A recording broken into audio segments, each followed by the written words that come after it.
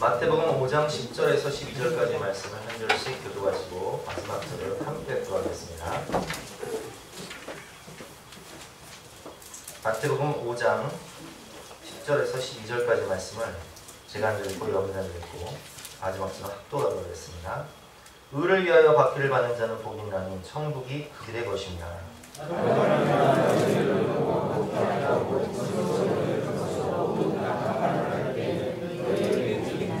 시작. 기뻐하고 즐거워라. 하늘에서 너희의 상을 듭니다. 너희 전에 있던 선지자들도 이같이 박해하였느니라.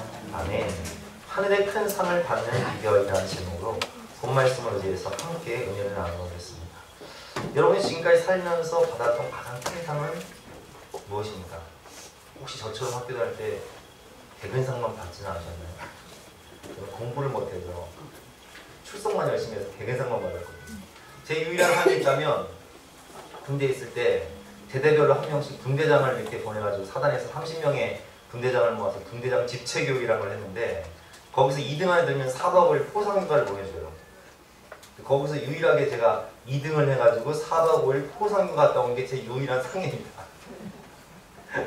성경적으로 말하면은 자식은 여호와의 기업이요 폐하면은 그의 상급이로다 라는 시편 127편 말씀처럼 그저 하나님이 제게 준 상이 있다면 징변유수의 상 아니에요.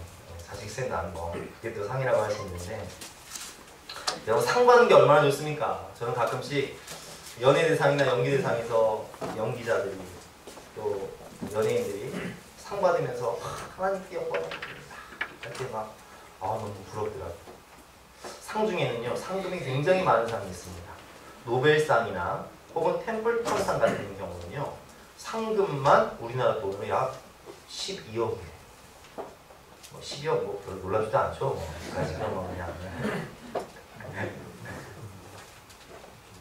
영광도 영광이지만 12억이나 되는 상금을 받는 거 얼마나 그렇습니까? 그런데 이 세상의 모든 상은요 혹시 노벨상이 됐든 템플턴상이 됐든 금메달이 됐든 은메달이 됐든 연예대상이 됐든 연기대상이 됐든 모든 상은 이 땅에 있을 동안만 영광이요 또 부귀와 권세지 전하에 가면 아무런 쓸데가 없어요. 정말 우리 인생 가운데 받아야 할 가장 큰 상이 있다면 하늘의 상이 크도다 말씀하신 오늘 이 상 하늘에서 큰 상을 받아야 하지 않겠습니까? 그래서 오늘 우리는 본 말씀을 통해서 우리가 어떻게 해야 하늘에서 큰 상을 받을 수 있는 이 팔복을 받을 수 있는 사람이 될 수 있을지 본 말씀을 통해서 함께 배워보도록 하겠습니다. 첫 번째로 어떤 사람이 하늘의 큰 상을 받는가 이것을 배워볼 텐데요. 10절과 11절 말씀을 보니까 의를 위하여 박해를 받는 자는 복이 있나니 천국에 그들의 것이며 의를 위하여 박해를 받아라. 여기서 말하는 의는 우리가 생각할 때 어떤 뭐 정치적인 의, 사회 개혁을 위한 투쟁, 의 이런 것을 의미하는 게 아닙니다. 그래서 11절에 보면 정확히 나와있죠. 이 의라는 것은 복음에는 하나님의 의가 나타나서 믿음으로 믿음에 이르게 하니 기록된다. 오직 의는 믿음으로 말미암아 살리로다. 복음이 의예요. 하나님의 의를 말하는 거예요. 더 정확히 말하면 예수 그리스도. 11절에 보면 정확히 나와있죠. 11절 말씀 같이 읽어보겠습니다. 시작. 나로 말미암아 너희를 욕하고 박해하고 거짓으로 너희를 거스려 모든 악한 말을 할 때에는 너희에게 복이 있나니. 아멘. 나로 말미암아 예수로 말미암아. 그래서 이 의라는 것은 바로 예수님을 위해서 주님을 위해서 받는 핍박과 박해를 의미하는 것입니다. 박해라고 해서 다 복을 받는 건 아니에요. 베드로전서 2장 20절 말씀처럼 죄가 있어 매를 맞고 참으면 무슨 칭찬이 있으리요. 내 죄 때문에 내 어리석음 때문에 내 무지 때문에 받는 박해가 있어요. 고난이 있어요. 신앙생활을 열심히 하면서 주님 때문에 받는 이런 박해와 내 무지와 내 어리석음 때문에 받는 박해는요 차이가 있습니다. 그건 상이 없어요. 주가 신앙생활을 열심히 해야 되지만 엄마로서 아내로서의 역할을 잘 감당하면서 신앙생활을 잘해야 되잖아요. 남편 밥도 안 차려주고 애들 건사도 안 하고 교회만 와가지고 교회를 한다고 그러면은 그게 그게 하나님을 위한 의인가요? 그건 지혜의 문제죠. 지혜가 없는 거죠. 제가 여러분들 막 남편을 학대해주지 말고 전도해라. 제가 그렇게 가르친 적이 있습니까? 그렇지 않잖아요. 학생이 미래를 잘 준비하면서 예배 잘 드리고 또 큐티하면서 공부를 열심히 하고 하나님께 영광 돌려야 되는데 공부는 하나도 안 하고 그냥 교회 와가지고 친구들이랑 놀기만 하고 그러면서 부모님께 핍박을 받는다. 그게 하나님을 위한 의인가요? 주님을 위한 의인? 아니죠. 지혜가 없고 무지하기 때문에 받는 거죠. 이런 박해는 의를 위한 것도 아니고 주님을 위한 것도 아니에요. 그렇게 잘 분별을 해요. 예수 그리스도의 복음을 위해서 하나님의 의를 위해서 진리의 말씀을 지키기 위해서 받는 박해가 복이 있다라고 말씀을 하시는 거예요. 그러므로 여러분 박해받고 있다고 해서 무조건 상관은 아닙니다. 누구를 위한 박해인지 무엇을 위한 박해인지를 잘 분별해 보시기를 바랍니다. 두 번째로 저는 이 말씀을 묵상하면서 왜 하나님께서 믿는 자들에게 이런 박해를 허락하시는지, 우리 찬양에 보면 하나님은 너를 지키시는 분, 너의 우편에 그늘 되시니 낮의 해와 밤의 달도 너를 해치 못하리 라는 말씀이 찬양에 있잖아요. 시편 말씀이 있잖아요. 왜 하나님은 우리를 지키시고 보호하시고 낮의 해도 밤의 달도 우리를 해치 못하도록 지켜주신다고 하셨는데 왜 믿음 좋은 하나님의 백성들에게 이런 박해와 핍박과 고난과 심지어는 순교까지 허락하시냔 말이에요. 도대체 왜? 그래서 이 부분을 좀 묵상하면서 왜 하나님께서 그렇게 하실까? 그 의미를 좀 깨달았으면 좋겠어요. 첫 번째로 성도의 신분을 확인하기 위해서입니다. 평안할 때는 누가 진짜 성도인지 누가 가짜 성도인지 알 수가 없어요. 요한복음 15장 18절 말씀처럼 세상이 너희를 미워하면 너희보다 먼저 나를 미워할 줄 알라. 너희가 세상에 속하였으며 우리가 세상에 속하여서 미지근하게 신앙생활하고 세상과 타협하고 죄와 타협하고 생활하면 세상이 우리를 미워할까요? 미워할 이유가 없는 거예요. 그러나 우리가 세상에 속하지 않고 예수님께 속하면 그때부터 세상은 우리를 핍박하기 시작하는 거예요. 너희가 세상에 속하였으면 세상이 자기의 것을 사랑할 것이나 너희가 세상에 속한 자가 아니오 도리어 내가 너희를 세상에서 택하였기 때문에 세상이 너희를 미워하느니라. 내가 너희에게 종이 주인보다 더 크지 못한다 한 말을 기억하라. 사람들이 나를 박해하였으니 사람들이 예수님을 박해하는 것처럼 크고 위대하신 예수님을 박해하는 것처럼 그들의 종인 우리도 당연히 박해하는 것이 마땅한 거예요.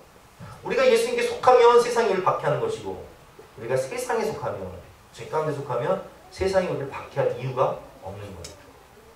6.25 전쟁 때 북한 공산군이 내려와서 교회를 점령해서 예수님의 사진을 놓고 밟고 지나가라. 밟고 지나가는 자는 살려줄 것이요 예수님을 부인하는 자는 살려줄 것이요 예수님을 버리지 않고 끝까지 믿음을 지키는 자는 이 자리에서 총살하겠다. 이렇게 시험합니다. 진짜와 가짜가 구별돼요. 옥석이 가려지는 거예요. 알고 가라지가 분대는 거예요. 누가 진짜 성도인지 박해 때 나타나는 거예요. 제가 옛날에 자폐아 치료하는 센터에서 일을 한 적이 있는데 그때 이사가 5명이 있었어요. 뜻이 뭐냐? 자폐아를 치료하자. 발달장애 아이를 치료해보자. 뜻은 좋아요. 근데 운영이 어려워졌어요. 재정적자가 심해졌어요. 5명 중에 3명이 나가더라고요. 왜 나갔을까요? 돈이 안 됩니다. 월급이 작으니까. 생기가 안 됩니다. 2명은 남더라고요. 왜 남냐? 나는 손해를 받아. 나는 적절을 받아. 나는 이 뜻을 할 수가 없다는 거예요. 옥석이 가려지는 거예요. 박해를 통해서 누가 진짜인지 누가 가짜인지 누가 알곡인지 누가 가라앉지인지가 구분되는 거예요. 두 번째로 박해와 핍박은요 하나님의 영광을 보는 지름길입니다. 우리가 어느 때 가장 깊이 기도하나요? 평범할 때? 평안할 때? 아니요. 문제가 오고 고난이 오고 순교의 위협 가운데 내가 있으면요, 그때는 그 집중력이 달라요. 그 간절함이 달라요. 여러분, 몇 년 전에 아프가니스탄에서 이 분당 생물교회 성도분들이 억류돼서 목사님 한 분과 성도 한 분이 죽임을 당했어요. 그때 그 사이에 있던 성도들 어떤 기도를 했을까요? 죽음이 내 코앞에 있어요. 내가 순교할 수도 있어요. 그때의 그 기도가 평범할 때의 기도가 같을 수 있을까요? 아니요. 더 간절하죠. 더 목마르죠. 더 집중하며 하나님을 바라보고 하나님의 영광을 구하고 하나님을 바라보게 돼 있어요. 박해 때 하는 기도는요, 하나님의 영광을 본다는 거예요. 스데반이 순교할 때 사도행전 7장을 보면 순교하는 장면을 보겠습니다. 사도행전 7장 54절, 그들이 스데반을 핍박하던 그들이 이 말을 듣고 마음에 찔려 스데반을 향하여 이를 갈거늘 스데반이 성령이 충만하여 하늘을 주목한다라는 것은 하늘을 집중해서 바라본다는 거예요. 그를 핍박하고 돌로 치려는 사람들을 바라보는 것이 아니라 그 시선과 마음을 하나님께 고정하고 오직 하나님을 집중해서 바라본다는 거예요. 간절하게 바라본다는 거예요. 목마른 마음으로 죽기 살기로 바라본다는 거예요. 주목하여 바라본다는 뜻이에요. 그게 주목하여 바라보니까 뭐가 보여요? 하나님의 영광이 보이죠. 하늘의 영광, 하늘의 영광, 나의 맘속에 차고도 넘쳐. 영 안이 열려서 하나님의 영광이 보이십니다. 사도 바울이 천국을 갔다 왔잖아요. 언제 갔다 왔을까요? 돌에 맞아 죽을 뻔했을 때, 박해를 받아 돌에 맞아 죽을 뻔했을 때 3년쯤 갔다 온 거예요. 평범할 때 하는 기도와 박해 받을 때 하는 기도는요, 깊이가 달라요. 박해를 통해서 깊은 기도에 들어가 하나님의 영광을 보고요, 및 예수께서 하나님 보좌 우편에 서신 것을 보노라. 그러면 왜 예수님께서는, 우리가 사도신경 할 때 예수께서 하나님 보좌 우편에 앉아 계시다가 저희로서 우리를 심판하러 오신다고 되어 있는데, 여기 서 계시는 거예요. 60절. 왜 서 계신 거죠? 맞아요. 스데반 맞이하기 위해서. 최초의 순교자인 스데반이 지금 순교하기 위해서 죽음을 기다리고 있는데, 예수님께서 어떻게 자신을 위해서 핍박받고 죽임당하는 스데반을 맞이하는데 앉아 계실 수가 있는 거예요. 그래서 서서 맞이하는 거죠. 그게 보여지는 거예요. 이 박해를 통해서요, 환난을 통해서요, 성도들이 기도하면 정말 이전에 볼 수 없었던 하나님의 영광을 보게 되고 하늘의 신비를 보게 되고 영 안이 열리게 되는 거예요. 그래서 하나님은 성도들에게 박해를 주시는 거예요. 여러분, 북한교회 성도들이 지금 박해와 핍박 가운데 있습니다. 그들이 저주받은 건가요? 아니요. 그들은 우리보다 더 깊은 영적 세계에서 하나님의 영광을 나아가요. 그들은 더 정금같이 단련되고, 그들은 진짜 목숨 걸고 신앙생활을 알고, 우리는 어떤가요? 우리도 이 말씀을 통해서 하나님, 내게 시련과 박해가 온다 할지라도 이것이 오히려 내게 복이 되어서 천국을 소유하고 하나님의 영광을 보고 영 안이 열려 이 하나님의 나라를 보게 되는 기쁨과 즐거움을 내게도 허락하여 주시옵소서. 이렇게 기도하시길 바랍니다. 로마의 12군단 병사들이 있었어요. 12군단은 로마의 최정예군입니다. 최전방 공격수예요. 가장 어려운 격전지에서 12군단이 출격하면 늘 승리하는 부대예요. 거기에는 40명의 그리스도인들이 있었습니다. 로마의 황제가 칙령을 내립니다. 로마의 12군단에 예수를 믿는 사람들이 있다는 정보가 있다. 로마는 황제를 숭배하는 나라잖아요. 뭐 이방 나라들 다 정복하면 그 나라를 결집시키기 위해서 황제를 숭배하거든요. 오직 황제만은 숭배가 되라. 이제 황제를 숭배하지 않는 사람들을 걸러내기 위해서 황제를 위한 예배를 40명이 거부하는 하나님 말씀입니다.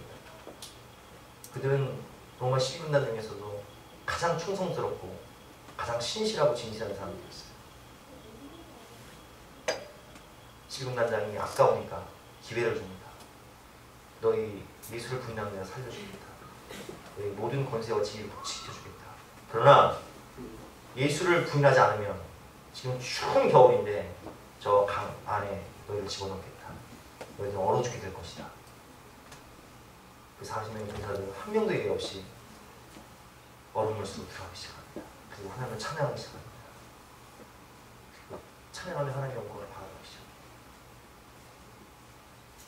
한 명 한 명씩 다 얼어 죽습니다. 마지막 40번째 되는 사람은 견딜 수가 없어 뛰어나와요. 그들을 유혹하기 위해서 뜨뜻한 물을 끓여놓고 누구든 나오면 예수를 부인하면 뜨뜻한 물에 목욕시켜준다고 유혹합니다. 한 명이 예수를 부인하고 뛰어나고 나머지 39명은 죽습니다. 찬양하며 죽습니다. 근데 그것을 지켜보고 있던 한 장교가 저 사람을 대신에 내가 하나님을 믿고 예수님 영접하고 천국 가고 싶다고 감옥에 뛰어듭니다. 이처럼 박해는요 하나님의 영광을 보여줍니다. 주변 사람들이 보게 됩니다.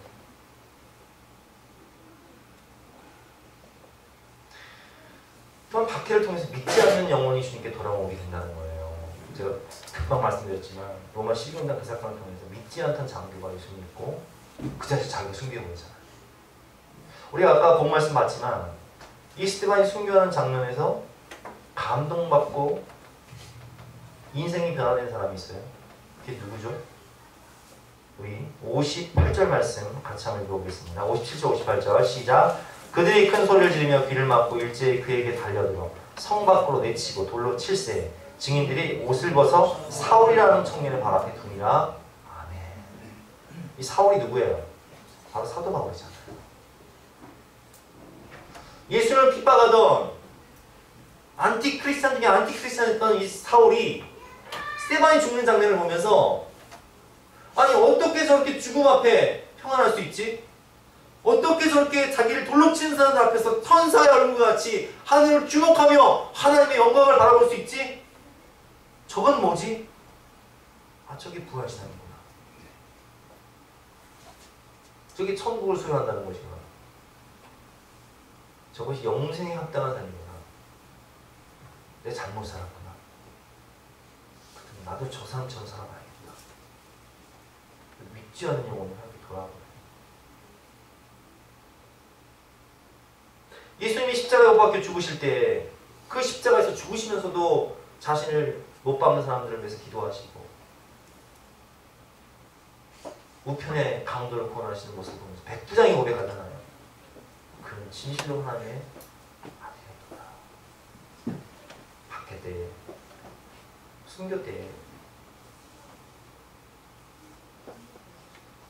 믿음의 정조를 지키는 사람들을 통해서 주기철 목사님과 손영훈 목사님의 순교를 통해서 그들을 고문했던 사람들이 오히려 예수님을 믿게 되는 역사가 일어납니다.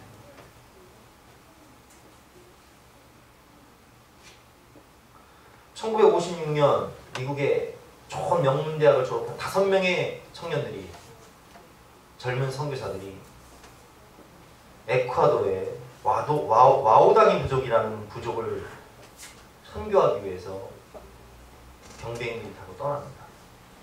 와오다니 부족은 호전적인 부족이기 때문에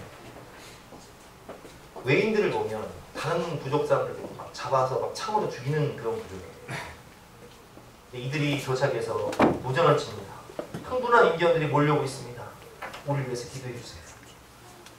며칠 있다가 그들을 행방불명된 그들을 찾아보니까 다 창에 찔려 죽었어요. 깨어난 것은 그들이 다 지금 들짐승들 때문에 총을 가지고 거기를 들어갔는데 총을 쏜 흔적이 하나도 없어. 그들은 와오다니 부족을 구원하러 들어갔다가 와오다니 부족에게 창에 맞아 다 죽습니다. 5명. 미국의 언론과 신문사는 이게 도대체 무슨 낭비인가? 젊은이들이 어떻게 이렇게 무참하게 허무하게 죽을 수 있는가? 선교단체와 교회들을 공격하기 시작해요. 근데 그때 그 5명의 선교사들의 부인들이 아이들을 안고 자신 남편들이 순교했던 이 에콰도르의 와우다니 부족을 향해 찾아갑니다. 그 부족은 호전적인 부족이기 때문에 남자는 죽이지만 여자와 아이들은 죽이지 않고 그 부족에 찾아가서 사람으로 섬기며 병들을 치료하고 어려운 사람들 도와주면서 학교를 세우고 병원을 세우고 그걸 도와줘요. 와우다니 부족이 묻습니다. 도대체 당신들은 누굽니까?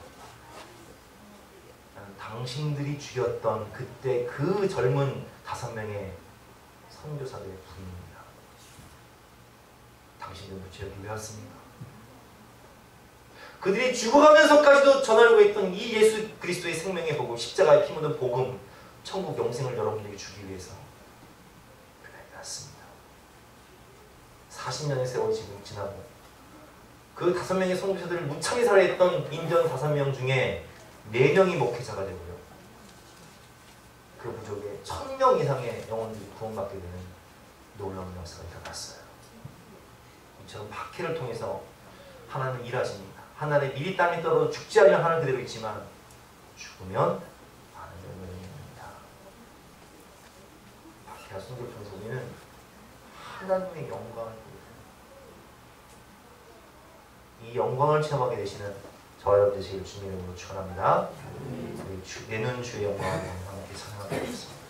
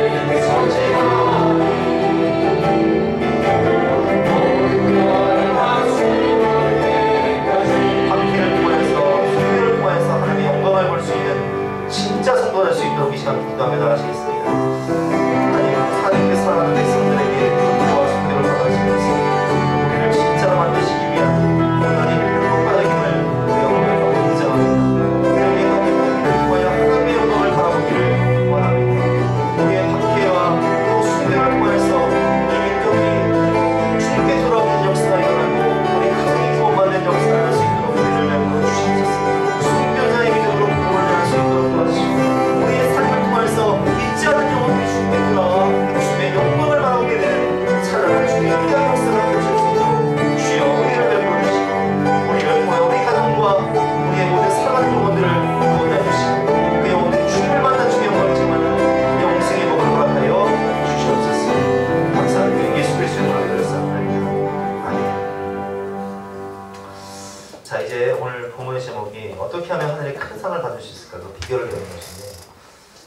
넘어가서요.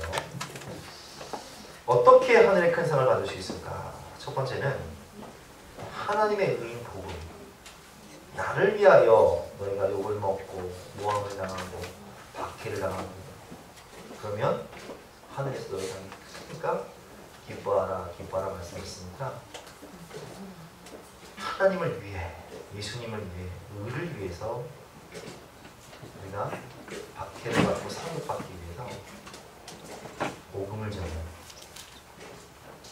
사도행전 5장을 보면 예수님을 잡아 죽였던 유대인들이 사두개인 바리새인 대제사장들이 사도들을 잡아서 불러놓고 채찍질하면서 이렇게 협박합니다. 예수의 이름으로 말하는 것을 금하고 너는 예수의 이름으로 죽어. 우리가 예수를 십자가에 못 박아 죽은 줄 알지? 얘네도 그렇게 죽고 싶냐? 이렇게 예수 이름 전하는 것을 막아요. 왜 그래요? 여러분 오직 예수 이름만이 우리에게 구원을 줍니다. 예수님께서 말씀하시기를 내가 곧 길이요 진리요 생명이니 나로 말미암지 않고서는 아버지께로 올 자가 없느니라. 천하 인간의 구원을 얻을 만한 다른 이름을 우리에게 주신 일이 없어요.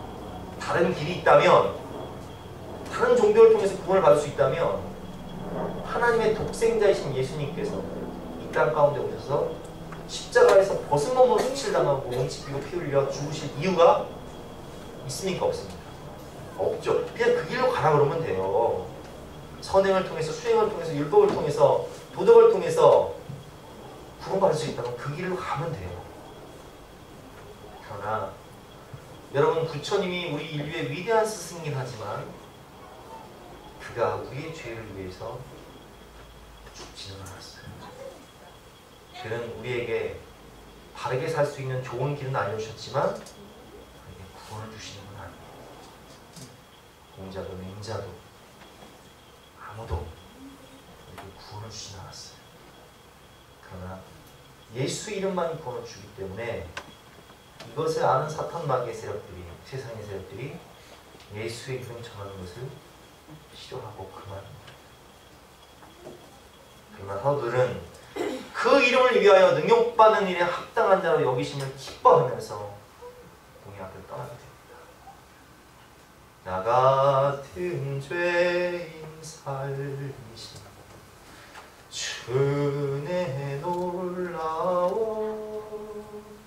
이전에는 내가 예수님을 나 살기 위해서 부인하고 저주하고 맹세하며 떠났던 죄인이지만 이제는 주를 위하여 핍박받고 주를 위해 살다가 주를 위해 죽으면 하늘의 큰 상을 받게 되겠고 천국을 유혹으로 받게 되겠고 이제 거기에 합당한 그런 믿음의 것이 되구나 생각하니까 할렐루야 할렐루야 내 영혼이 은총 입어 주는 앉아진 벗고 보니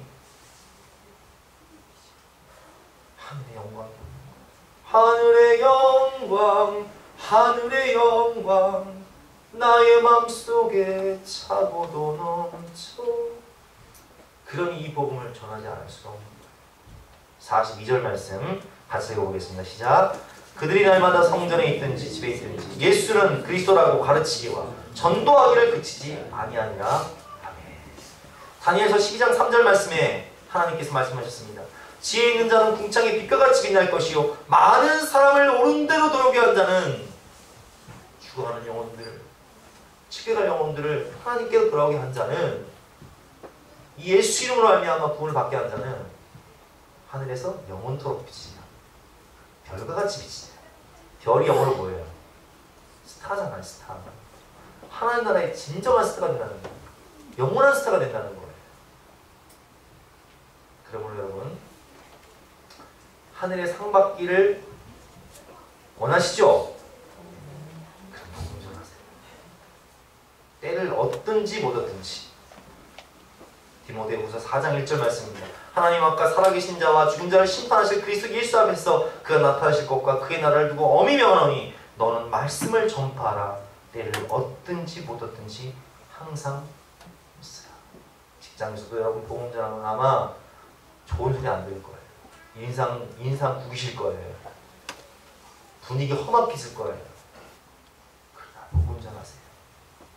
예수 생명을 잡았어요. 그럼 하나님께서 보고 계세요.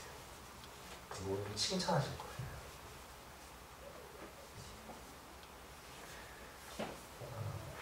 내일은 난 몰라요. 복음 전하는 인생이죠. 좁은 이길 지혜.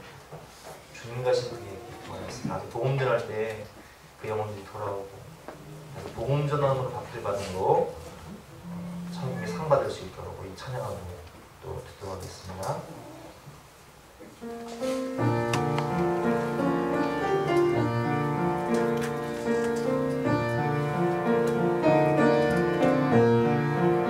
좁은 인생에게 주님 가신 그의 길 이 길을 어려워도 찬송하며 갑니다. 성령이 영의 음성을 항상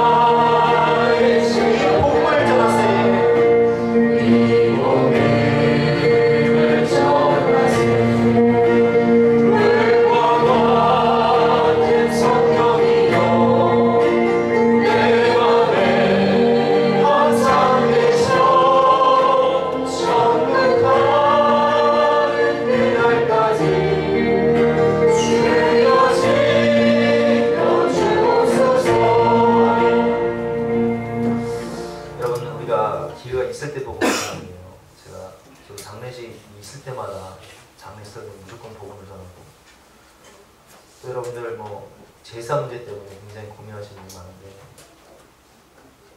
제사를 가야 되냐 말아야 되냐 복음 전하세요. 얼마 전에 우리 새벽교 나오시는 유지한 장로님 집안에 자기만 예수를 믿고 제사를 드리는데 가야 되냐 말아야 되냐 물으시더라고요. 제가 복음을 전하는 말씀드렸어요. 기도해 주세요. 근데 그 조카가 그 주간에 교통사고로 죽은 거예요. 여러분, 우리가 언제 하나님한테 갈지 몰라요. 내일 어떤 일이 오든지 한 시간 급해요. 언제 그 영혼이 주님 앞에 갈지 몰라요. 그 영혼이 죽기 전에 내가 하나님 나라에 가기 전에 복음 전하고 사명 전하고 그래야 그 영혼 구원받고 우리가 하나님 나라에 갔을 때 하늘의 큰 상 받을 수 있고 하나님께서 영원토록 빛이라 라는 말씀대로 이 복음을 전해야지만이 우리가 이 팔복을 받는 거예요. 두 번째는 세상과 타협하지 말고 경건하게 살아야 돼요.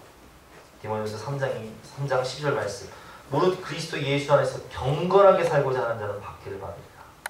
직장생활 하시면서 사회생활 하시면서 다 세상과 타협하면요 회식 자리에 가서 다 술 먹는다고 술 먹고 다 죄진다고 죄짓고 2차 간다고 2차 가고 바람 핀다고 다들 똑같이 하고 뇌물 받는다고 똑같이 뇌물 받으면요 세상과 타협하는 거기 때문에 절대 세상이 우리를 미워하지 않습니다.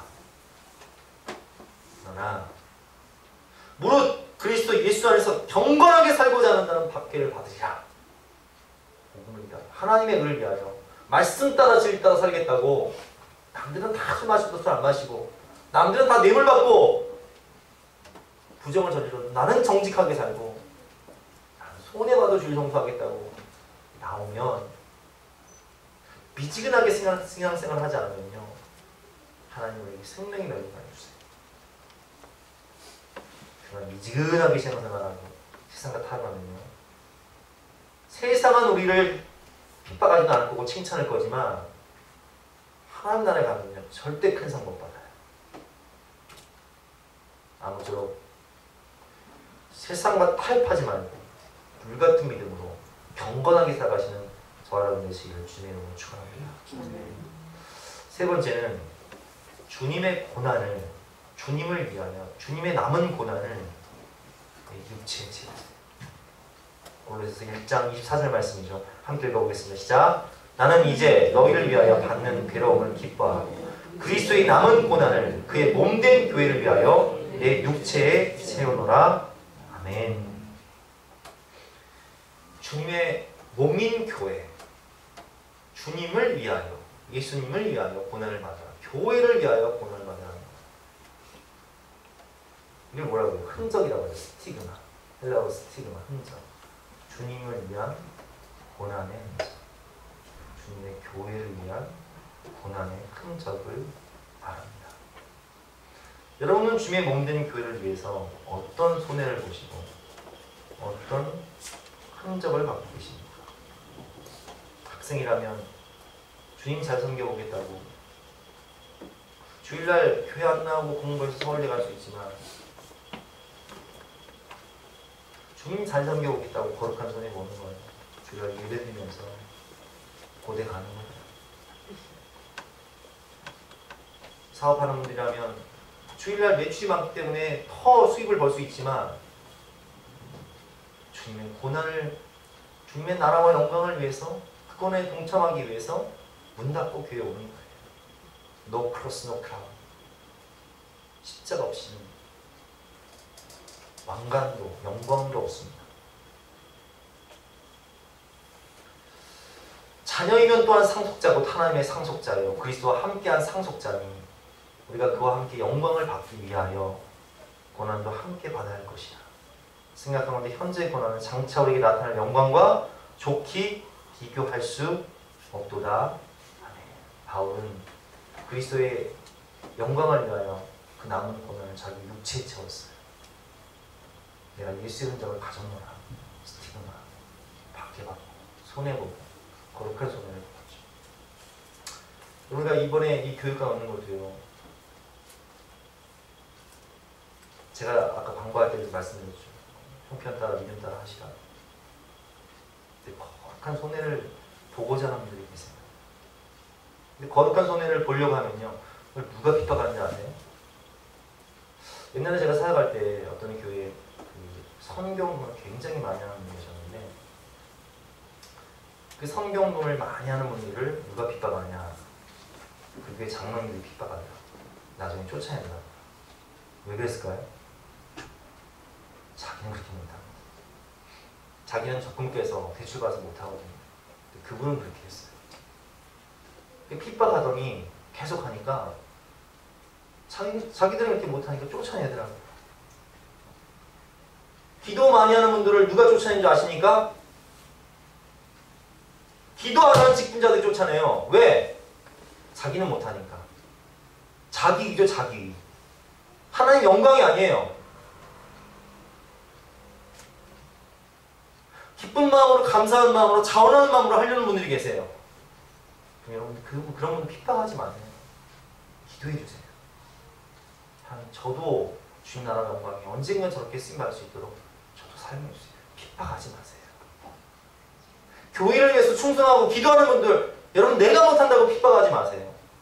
하늘에 상은 못 받을 망정 하늘 가서 책망받지는 말아야 되잖아 우리가. 이 스티그마를 가지십시오. 오늘 결론입니다. 진정한 복은 하늘의 복이에요.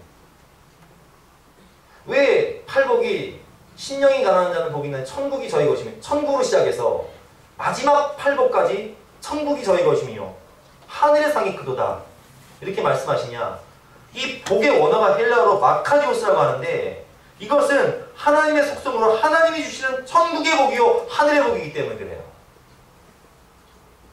여러분 정말 바다의 복이 있다면 영생의 복이요 하늘의 복이요 천국의 복이에요. 이 땅에서 아무리 수십억 수백억을 벌고 영광과 권세를 누린다 할지라도 숨이 멎는 순간 다 가져가지 못해요. 그러나 저 영원한 나라의 복은요 찬란한 복이요 영원한 복이요 하나님이 주시는 영생의 복이에요. 천국의 복은 하늘의 근상은 쇠하지 않고 녹슬지 않는 사라지지 않는 없어지지 않는 영원한 복이에요. 근데 그 복을 받으라고 특별히 예수님께서는 다른 부분은 그냥 3인칭으로 한 번씩 이렇게 지나고 마셨는데 오늘은 3절에 걸쳐서 반복하시면서 천국의 이 복을 받아라. 하늘의 큰 상을 받아라. 강조하시고 강조하시고 반복하시는 거예요. 아무쪼록 주님을 위하여 예수님을 위하여 의를 위하여 하나님 나라와 주님의 영광을 위하여 고난도 받고 박해도 받고 하늘의 상급도 크게 받으시는 저와 여러분 되시기를 주님의 이름으로 축원합니다. 십자가의 길 순교자의 삶 함께 찬양하고 이렇게 살 수 있게 달라고 찬양하고 기도하겠습니다.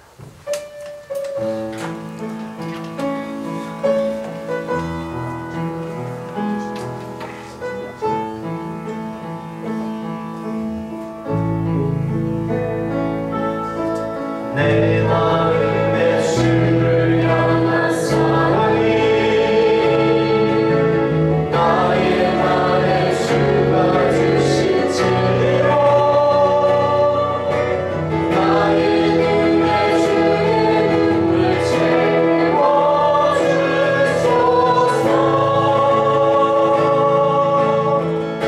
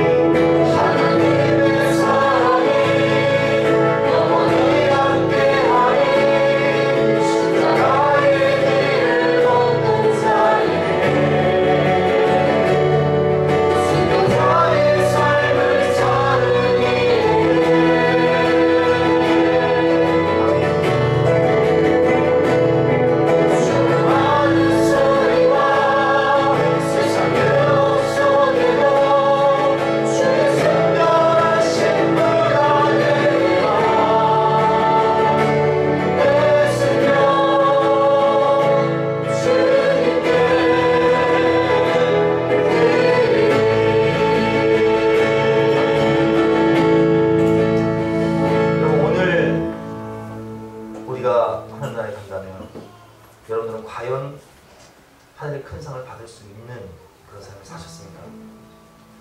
저는 이 설교를 준비하면서 그것이 가장 큰 마음에 걸림이 되었습니다. 저도 교회를 위해서, 주님을 위해서, 예수님을 위해서 산다고 살았지만 예수님을 위해서 욕을 먹거나 소금 뿌림을 당하거나 물바가지를 뒤집어 쓰거나 순교를 당하거나 그러진 않았잖아요. 근데 오늘 하나님께서 우리에게 큰 상급을 주시기 위해서 기회를 주시는 거예요. 복음을 전해라. 몸된 교회를 위해서 고난을 채워라. 세상을 칼가지 말고 거룩하게 살아라. 내가 이 기회를 놓치지 말고 주님 나라에 갔을 때 착하고 충성인 동안 내가 잘해도다 라는 칭찬과 함께 하늘의 큰 상을 받을 수 있도록 다시 한번 찬양하고 주여 삼창 기도하겠습니다.